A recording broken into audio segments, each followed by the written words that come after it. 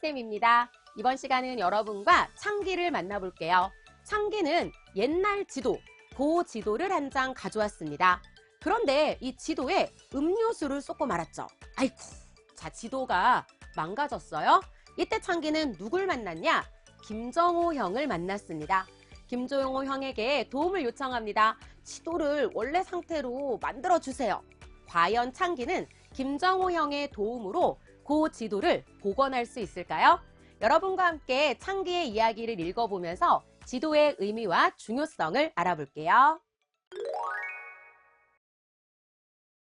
지형과 기후 첫 번째 시간. 오늘은 우리나라의 영역과 지형을 알아보겠습니다. 영역이란 무엇일까요? 영역은 일정한 범위를 말합니다. 우리나라의 영역은 한반도, 한민족이 사는 반도라는 뜻인데요. 영역은 그 나라 국민들이 생활하는 공간입니다. 국가의 주권이 미치는 공간적 범위를 말하는데 영역은 국경선으로 확정됩니다. 영역은 크게 세 가지로 나뉘는데요. 영토, 육지 면적을 말합니다. 영해, 바다, 그리고 항공, 하늘을 말하는데요. 이것을 영공이라 부르고요. 우리나라도 이렇게 영토, 영해, 영공으로 우리나라의 영역을 구성하고 있습니다. 자, 우리나라의 영역은 지도를 보면서 자세히 살펴볼 수 있는데요. 우리나라의 영역을 말할 때는 한반도의 면적을 포함합니다. 자, 한반도의 면적은 약 22만 제곱킬로미터 정도 되고요. 남한의 면적만 약 10만 제곱킬로미터 정도 되는데요. 영역을 설명할 때는 북한을 포함해서 설명합니다. 먼저 우리나라의 영토부터 알아볼게요. 영토는 땅을 말해요. 우리나라 땅의 범위를 말하는데 우리나라 영토는 한반도와 부속 도서, 우리나라의 크고 작은 섬들 있죠? 이 섬들을 포함해서 설명합니다. 두 번째, 우리나라의 영해. 우리나라의 영해 설정은 조금 더 자세히 살펴볼 건데요. 영해란 바다를 말하죠. 우리나라는 삼면이 바다로 둘러싸여 있습니다. 동해안, 서해안, 남해안을 가리키고 여기에서 영해 설정 기준은 다음 화면에서 자세히 정리할게요. 그리고 영공이 있습니다. 영공은 항공, 하늘을 말합니다.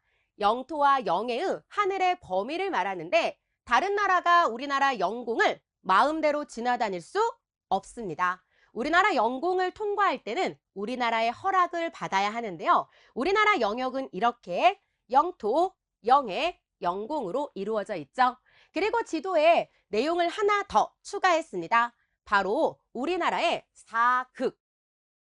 우리나라의 북쪽 끝, 서쪽 끝, 동쪽 끝, 남쪽 끝을 표현했는데요. 이 네 곳을 사극이라 하고요.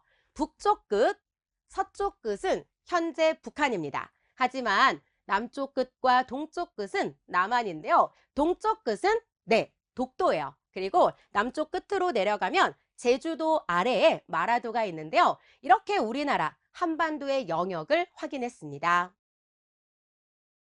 우리나라의 영역을 문장으로 정리해 볼게요. 영토란 한 국가에 속한 육지의 범위였습니다. 그래서 국토 면적과 일치하는데 영토는 변하기도 합니다.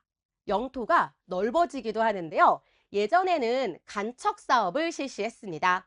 갯벌을 메워서 육지로 만드는 사업을 진행했었는데 이때 영토가 확장, 넓어지기도 했고요. 이렇게 국토 면적은 달라지기도 합니다. 영해란 바다를 말합니다. 국가의 주권, 그러니까 나라를 다스리는 힘이 영향을 주는 바다라는 뜻이고요. 해양 진출의 통로가 될 수 있고요. 바다에는 많은 해저 자원이 매장되어 있습니다. 물고기도 해저 자원입니다. 이러한 자원의 보고 또 관광 자원 때문에 그 중요성이 날로 강조되고 있습니다. 그리고 마지막 영공은 영토와 영해의 상공, 하늘을 말합니다. 다른 국가의 비행기가 해당 국가의 허가 없이 비행할 수 없습니다. 자, 이렇게 우리나라의 영역을 자세히 살펴봤고요. 이번에는 우리나라의 바다 설정 기준, 영해 설정 기준을 알아볼게요. 우리나라 영해는 동해안, 서해안, 남해안이 다르게 설정됩니다. 맨 처음에 살펴봤던 우리나라 영역에 선이 그어져 있었어요. 이 바다에 일정한 선이 그어져 있었는데 이 선을 영해 설정 기준선이라 부릅니다. 그래서 이 선을 기선이라 불러요. 그러니까 기선은 기준이 되는 선이라는 뜻인데요. 기선은 우리 영토에서 약 12해리까지의 수역, 그러니까 바다의 영역을 설명합니다. 자, 12해리란 얼마나 될까? 1해리는 1852m예요. 그러니까 2000m가 조금 안 되는 정도인데요. 곱하기 12를 하면 어느 정도 거리가 되는지 계산됩니다. 그런데 우리나라의 해안은 모양이 다르죠. 동해안은 해안선이 단조롭게 이루어져 있습니다. 울퉁불퉁하지 않아요. 그래서 해안선에서 12해리를 계산하기 쉽죠. 하지만 서해안과 남해안은 해안선이 복잡해요. 리아스 해안이라서 이렇게 울퉁불퉁하게 되어 있기 때문에 여기에서 12해리를 설정하는 것은 조금 헷갈립니다. 그래서 동해안과 서해, 남해는 해안을 설정하는 기준이 다른데요.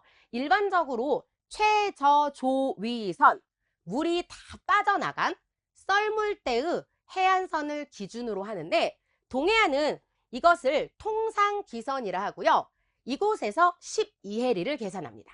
그러니까 썰물 때를 기준으로 12해리. 하지만 서해안과 남해안은 해안선의 드나듦이 복잡하고 또 많은 섬들이 있습니다. 그래서 가장 바깥쪽에 있는 섬들을 직선으로 연결하고 이 직선에서 12해리를 계산하는데요. 섬도 우리나라 영토에 해당됩니다. 부속 도서들이죠. 이렇게 섬을 기준으로 직선을 연결한 다음에 여기에서 12해리를 계산한다는 것 여러분이 잘 기억하세요. 그리고 대한해협이 있습니다. 자, 대한해협은 우리나라와 일본이 서로 맞닿은 바다를 말하는데요. 자, 우리나라와 일본 매우 가까운 거리에 있습니다. 그래서 바다를 같이 쓰고 있는데요. 이때는 12해리를 설정하는 게 무리예요. 여기에서 3해리까지 영역을 설정했는데요. 이렇게 우리나라의 영역 설정 기준, 동해안, 울릉도와 독도, 제주도는 통상기선으로 해안선이 복잡한 서해, 남해, 그리고 이곳은 섬이 많기 때문에 가장 바깥쪽에 있는 섬들을 직선으로 연결한 직선 기선으로부터 12해리, 그리고 대한해협만 3해리라는 것 알아두세요. 자, 우리나라의 영해 설정 기준을 자세히 보여줄게요. 먼저 동해안은 12해리인데 자, 통상 기선이라고 했죠? 최저조위선이라 부릅니다. 바로 물이 다 빠져나갔을 때, 그러니까 썰물 때를 기준으로 합니다. 하지만 서해안과 남해안은 이렇게 섬들이 있어서 섬들을 직선으로 연결했고요. 직선으로부터 12해리, 이것을 직선 기선이라 부릅니다. 자, 이렇게 해서 여러분과 우리나라의 영역을 살펴봤는데요. 영토, 영해, 영공은 무엇인지 잘 기억하시고요. 특히 영해를 설정하는 기준선은 동해안, 서해, 남해가 다르다는 것 알아두세요. 두 번째 내용은 우리나라의 지형. 지형이란 땅의 생김새나 모양을 말합니다. 우리나라는 다양한 지형으로 이루어져 있는데요. 우리나라의 지형은 어떻게 생겼는지 알아볼게요. 먼저 우리나라 지형은 대부분 이것으로 이루어져 있습니다. 바로 산지예요. 자, 국토의 약 70%가 산지야. 우리나라 산이 정말 많죠? 외국인들이 우리나라에 왔을 때 깜짝 놀란다고 합니다. 이렇게 많은 산지가 있다는 거. 그런데 우리나라 산지는 외국에 있는 알프스, 히말라야 산지처럼 높고 험준한 산지도 있지만 대부분 언덕처럼 낮은 구릉성 산지예요. 그리고 산지는 대부분 이곳에 발달합니다. 바로 북동쪽인데요. 특징과 연결합니다. 산은 대부분 북쪽과 동쪽에 높고 험한 산이 많이 있죠. 우리나라는 등줄기 산맥, 태백산맥이 있습니다. 이 태백산맥이 북동쪽으로 길게 늘어서 있고요. 이 태백산맥에서 일종의 갈비뼈처럼 여러 산맥들이 뻗어나와 있는데요. 태백산맥을 기준으로 남서쪽으로 광주산맥, 차령산맥, 소백산맥, 그리고 노령산맥이 연결되면서 우리나라는 국토의 대부분이 산지로 이루어져 있고요. 높고 험준한 산은 대부분 북동쪽에 있다. 여기까지 정리할 수 있죠. 그리고 강은 하천과 같아요. 우리 배웠잖아요. 강이랑 하천은 같은데요. 우리나라는 하천이 많은 나라에 해당됩니다. 자, 하천은, 즉 강은 물이죠. 물은 어느 쪽에서 어느 쪽으로 흘러갈까요? 네, 높은 곳에서 낮은 쪽으로. 자, 북동쪽에 많은 산지가 발달하고 있습니다. 그래서 하천의 대부분은 남서쪽으로 흘러가는데요. 우리나라의 4대 강, 한강, 금강, 영산강, 낙동강이 있고요. 이들은 대부분 남서쪽으로 유입됩니다. 높은 곳에서 낮은 곳으로 흐르기 때문이죠. 평야는 강의 하류에서 발달합니다. 강의 하류에 넓은 평야가 발달하는데요. 우리나라 4대 강 주변에는 평야가 발달했습니다. 대표적으로 금강 유역에는 우리나라 제1의 곡식창고, 곡창지대인 호남평야가 분포하는데요. 평야에서는 우리가 먹는 쌀, 벼를 생산합니다. 그래서 하천 주변에는 넓게 펼쳐진 평야를 볼 수 있죠. 마지막 바다는 동해안, 서해안, 남해안의 모습이 다른데요. 여기에서 여러분이 주의할 것, 지도에서는 서해안을 황해안이라 표기합니다. 자, 이것은 같은 표현이지만 다른 의미를 가지고 있는데요. 서해안이라는 뜻은 우리나라에서 봤을 때 서쪽이죠. 하지만 이 서해안은 중국과 맞닿아 있습니다. 그래서 황해안이라 부르기도 하고요. 동해안과 황해안, 남해안은 모습이 모두 다릅니다. 잠시 후에 해안지형 연결할게요. 자, 우리나라의 산지 지형을 자세히 들여다볼게요. 북동쪽에 높은 산지가 발달한다. 그리고 선생님이 태백산맥을 설명했는데요. 맞아요. 우리나라는 북동쪽에 산지가 쭉 늘어서 있습니다. 그래서 이 북동쪽은 대부분 높고 험준한 산지가 많은데 이 모습이 남서쪽으로 갈수록 달라집니다. 경사가 점점 낮아지는데요. 그래서 우리나라의 지형은 네 글자로 동쪽은 높고 서쪽은 낮다는 동고서저의 지형을 보입니다. 자, 우리가 한자를 조금 잘 알아두면 사회 시간에 도움이 많이 되는데요. 선생님도 사실 한자를 어려워하는데 꼭 필요한 한자들은 기억합니다. 높을 고 낮을 적, 동쪽은 높고 서쪽은 낮다. 네 글자로 동고서저라 하고요. 단면도에서 보면 알 수 있듯이 태백산맥은 이렇게 북동쪽에 발달해 있습니다. 동쪽이죠. 서쪽으로 갈수록 높이가 점점 낮아지고요. 서쪽으로 갈수록 하천이 발달합니다. 그래서 우리나라의 지형은 동고서저, 그리고 하천은 대부분 남해와 서해, 그러니까 황해로 유입되고요. 서쪽 대부분은 낮은 산과 평야가 발달합니다. 자, 이렇게 우리나라의 산지 지형을 네 글자로 정리했습니다. 동고서저. 두 번째는 해안 지형입니다. 우리나라는 삼면이 바다로 둘러싸여 있어요. 그래서 동해안, 서해안, 남해안의 모습이 모두 다른데요. 어떻게 다를까? 여러분이 맨 처음에 살펴봤던 우리나라 한반도 영역 지도를 떠올리세요. 자, 이 지도를 보면 동해안의 모습과 서해안, 남해안이 다른 것 확실하게 알 수 있습니다. 자, 어떻게 다를까요? 여러분 잘 생각해 보세요. 먼저 동해안입니다. 동해안은 해안선이 단조롭고 모래사장이 발달합니다. 그리고 하나 더, 수심이 깊어요. 깊은 수심. 우리나라 동해안은 세계에서 가장 넓은 바다죠. 태평양과 연결됩니다. 그래서 굉장히 많은 사람들이 이곳을 찾아갑니다. 언제? 여름에 해수욕장이 발달하기 때문인데요. 동해안 하면 굉장히 푸른색의 바다, 이걸 떠올리고 찾아가요. 이곳에서 사람들이 이제 모래놀이도 하고 여러분처럼 또 사진도 찍고 해수욕을 즐기기도 하는데요. 우리나라 동해안의 특징은 세 가지. 해안선이 단조롭다. 모래사장이 발달한다. 그래서 해수욕장이 있고 수심이 깊다는 것 알아두세요. 그리고 서해안입니다. 서해안은 지도에서 황해안이라 적혀 있죠. 자, 서해안은 동해안과 다른 모습들이 많이 나타나요. 첫 번째, 경사가 완만해요. 자, 이곳은 동해안에 비해서 수심이 얕아요. 그리고 조차가 큰 편입니다. 조차란 무엇일까? 밀물과 썰물 차이를 말하는데요. 이 밀물과 썰물 차이 때문에 서해안은 갯벌이 발달합니다. 자, 요즘에는 갯벌 체험을 많이 갑니다. 여러분도 가본 적 있나요? 선생님도 갯벌 체험을 좋아해요. 가서 개도 잡고 고등도 잡고 너무 재밌는데 이 갯벌이 발달하는 곳은 서해안. 그러니까 갯벌 체험 가고 싶다. 부모님께 얘기하면 부모님이 어디로 갈까 이렇게 얘기하시죠? 이때 친구들이 대답하세요. 서해안으로 갑니다. 물어볼 거예요. 왜 서해안이야? 이 내용 그대로 말해주세요. 서해안은 갯벌이 발달했어요. 그러니까 서해안으로 가야 돼요. 이렇게 얘기하면 우리 친구들 칭찬받을 수 있어요. 진짜 잘 알고 있구나. 정말 똑똑한 아이. 알았죠? 자, 남해안의 모습도 연결해 볼게요. 남해안도 서해안과 비슷합니다. 해안선이 복잡해요. 울퉁불퉁하게 되어 있고 섬이 많아서 다도해라고 불리는데요.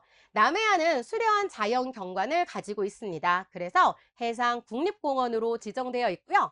여기에서 동해안, 서해안, 남해안의 모습 사진으로 확인합니다. 자, 이렇게 우리나라의 해안 지형까지 살펴봤습니다.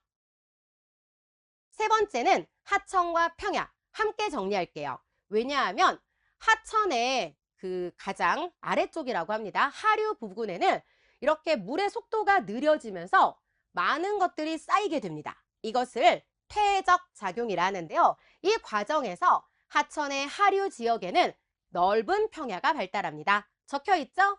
큰 강 하류에 넓게 펼쳐져 있다. 바로 평야. 이것은 물을 구하기 쉽고 토양이 비옥해요. 한 번씩 물에 젖었어. 촉촉합니다. 그래서 주거지나 농경지로 이용되는데요. 이러한 평야 지형은 주로 바로 다음 문장 하천 유역에 발달합니다. 한강, 금강, 영산강, 낙동강은 우리나라의 대표적인 하천인데요. 한강은 이제 서울을 관통합니다. 그래서 이 서울과 경기도 주변에도 많은 평야가 있는데요. 철원평야, 김포평야 등이 있습니다. 또 금강 주변에는 우리나라에서 가장 큰 평야, 호남평야가 발달해 있고요. 영산강 주변에는 이제 나주평야가 있고 낙동강 주변에도 김해평야가 발달합니다. 자, 이렇게 우리나라의 하천과 평야 지형까지 살펴봤는데 자, 하천은 다양하게 활용되기도 합니다. 자, 우리가 이 하천의 모습을 살펴볼 때 상류와 하류를 나누어서 정리할 수 있는데요. 자, 상류는 물의 속도가 굉장히 빨라요. 그러니까 유속이 빠르다라고 하는데 그러다 보니까 주변에 있는 것들을 다 깎아냅니다. 이것을 침식작용이라 하고요. 이 과정에서 급경사가 많고 구불구불한 형태가 나타나죠. 이곳은 많은 사람들이 스포츠나 레저 활동을 하기 위해서 찾아가는데요. 상류의 모습, 친구들이 경험한 적 있을 수도 있어요. 선생님 아직 해본 적은 없는데 래프팅을 타는 모습 볼 수 있습니다. 대표적으로 영월 동강에서는 이렇게 래프팅이 굉장히 인기를 끄는 스포츠로 자리 잡고 있는데요. 상류 지역은 이렇게 스포츠나 레저 활동을 하는 곳. 그리고 하류 지역은 물의 양이 많아집니다. 우리 과학 시간에 실험해 본 적 있을 거예요. 물을 이렇게 흘러내려 보내면 상류에서는 굉장히 빠르게 가다가 하류로 가면서 느려지고 많아진다. 그래서 하류에서는 주로 평야가 발달하기 때문에 이렇게 농경지로 이용됩니다. 자, 하천과 평야를 이용하는 모습 여기까지 정리했고요. 다음은 또 우리나라의 독특한 지형 알아볼게요. 제주도입니다. 자, 제주도는 이렇게 불립니다. 화산 박물관. 왜냐하면 제주도는 화산 폭발로 만들어진 섬이에요. 그런데 우리나라에 화산 지형, 제주도만 있을까요? 아닙니다. 울릉도와 독도가 있고요.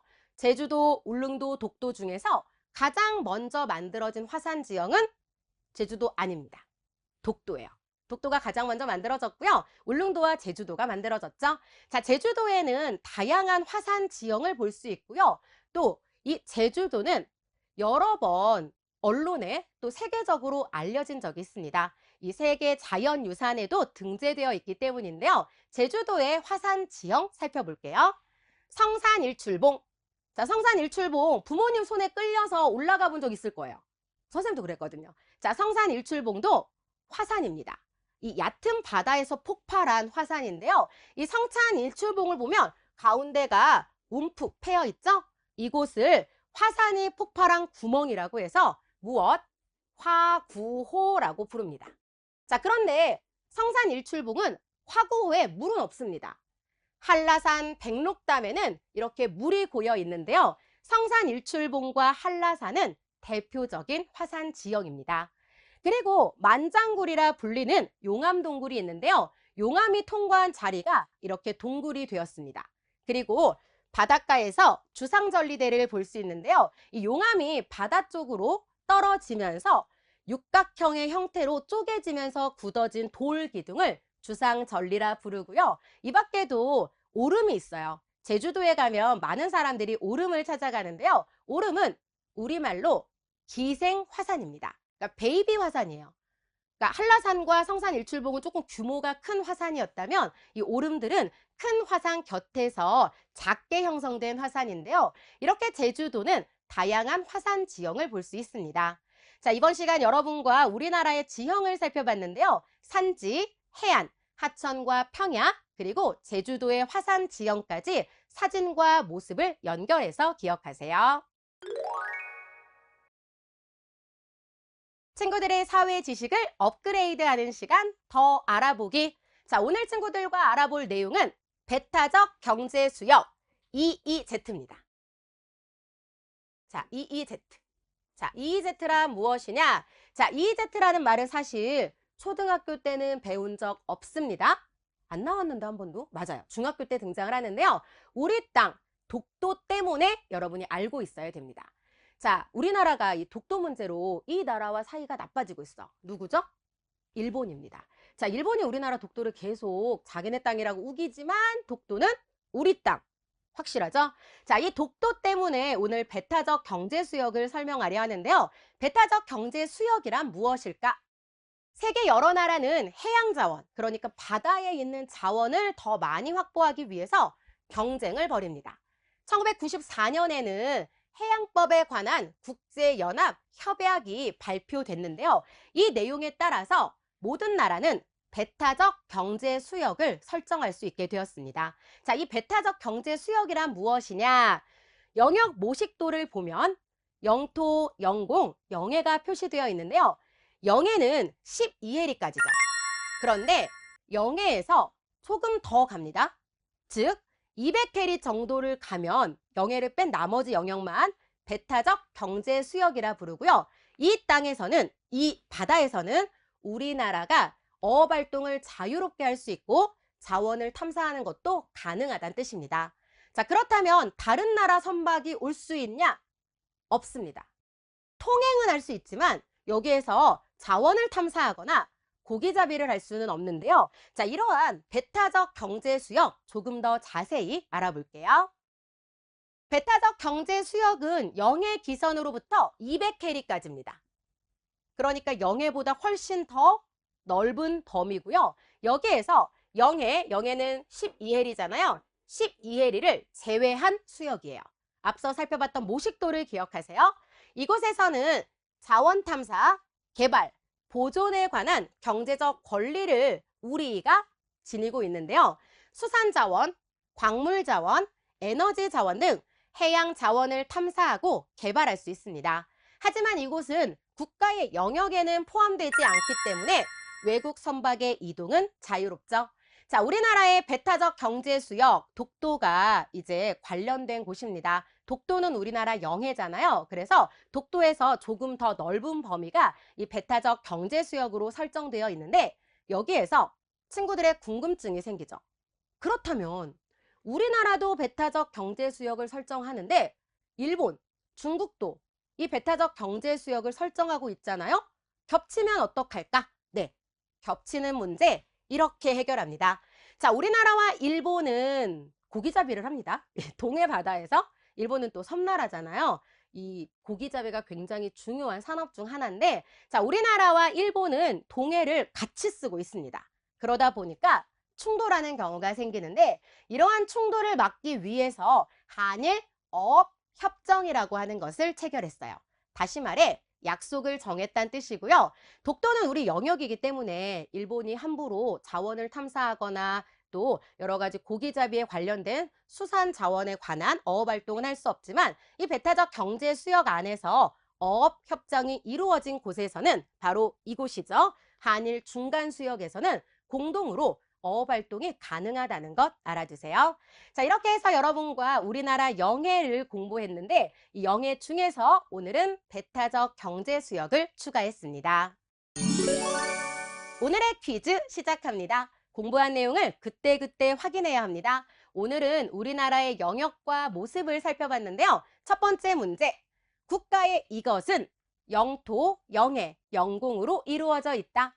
정답은 영역입니다. 영역은 크게 세 개로 이루어져 있고요. 우리나라의 영역은 한반도를 말합니다. 두 번째 문제. 우리나라에서 넓은 평야는 이곳입니다. 쌀을 비롯해 다양한 작물이 재배되는데요. 우리 사회 뒤집기 책을 잘 읽었다면 정답 알 수 있습니다. 이곳은 호남 평야. 3번 문제는 우리나라의 화산 활동으로 만들어진 독특한 섬을 말합니다. 울릉도, 독도, 제주도 중에서 정답은 제주도입니다. 자, 이렇게 여러분과 오늘의 퀴즈를 통해서 우리나라의 영역과 모습 다시 한번 정리했습니다. 여러분과 함께한 시간은 여기까지. 오늘은 우리나라의 영역과 우리나라의 모습을 살펴봤죠? 여러분이 앞으로 우리나라 영역은 여기서부터 여기까지 잘 설명할 수 있을 거라 생각하고 우리나라의 모습, 그러니까 지형은 어떻게 생겼는지 네 글자로 잘 설명할 수 있을 거라 생각합니다. 자, 여러분 책을 읽으면서 내용을 보충해 주세요. 그리고 다음 시간에 지형과 기후 두 번째 시간 이어갑니다.